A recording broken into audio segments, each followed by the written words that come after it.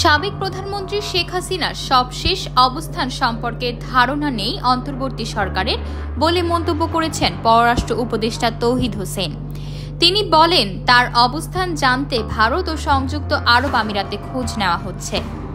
মঙ্গলবার দুপুরে পররাষ্ট্র মন্ত্রণালয়ে সাংবাদিকদের এক প্রশ্নের জবাবে পররাষ্ট্র উপদেষ্টা এসব কথা বলেন। সম্প্রতি সামাজিক মাধ্যমে খবর ছড়িয়েছে, আওয়ামী লীগ সভাপতি শেখ হাসিনা ভারত থেকে সংযুক্ত আরব আমিরাতে চলে গেছেন। সে বিষয়ে পররাষ্ট্র মন্ত্রণালয় ওয়াকিবহাল কিনা প্রশ্নের জবাবে তিনি বলেন, শেখ হাসিনার অবস্থান সম্পর্কে আমরা নিশ্চিত হতে পারিনি। আমরা দিল্লিতেও খোঁজ করেছি, আমিরাতেও খোঁজ করেছি, কনফার্মেশন অফিসিয়ালি কেউ দিতে পারেননি।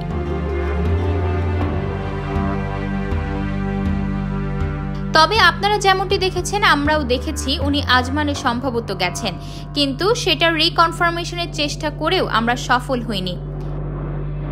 পলাতক সাবেক মন্ত্রী ও সরকারি কর্মকর্তারা ফিরতে চাইলে ট্রাভেল পাস দেওয়া হবে কিনা জানতে চাইলে তিনি বলেন, ভারতে অবস্থান করা রাজনীতিবিদদের ট্রাভেল পাস দেওয়ার কোনো কারণ নেই। আইন বিভাগ চাইলে তাদের ফেরত আনার চেষ্টা করা হবে। পররাষ্ট্র উপদেষ্টা আরও বলেন, ইতালির ভিসার জটিলতা আছে, তারা সমস্যার সমাধানে কাজ করছে, তবে গতি কম। 40,000 আবেদন আটকা আছে, 20,000 ইতালি ভেরিফাই হয়ে এসেছে। ছোটখাটো কিছু অনিয়মের অভিযোগ আছে, ভেরিফাই হওয়াগুলো ডিসেম্বরের মধ্যে ভিসা হয়ে যাবে।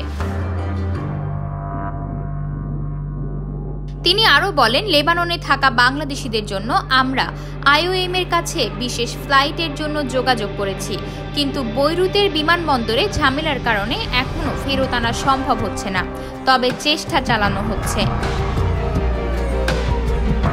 আতকিয়া মাইমুনা, বার্তা 24।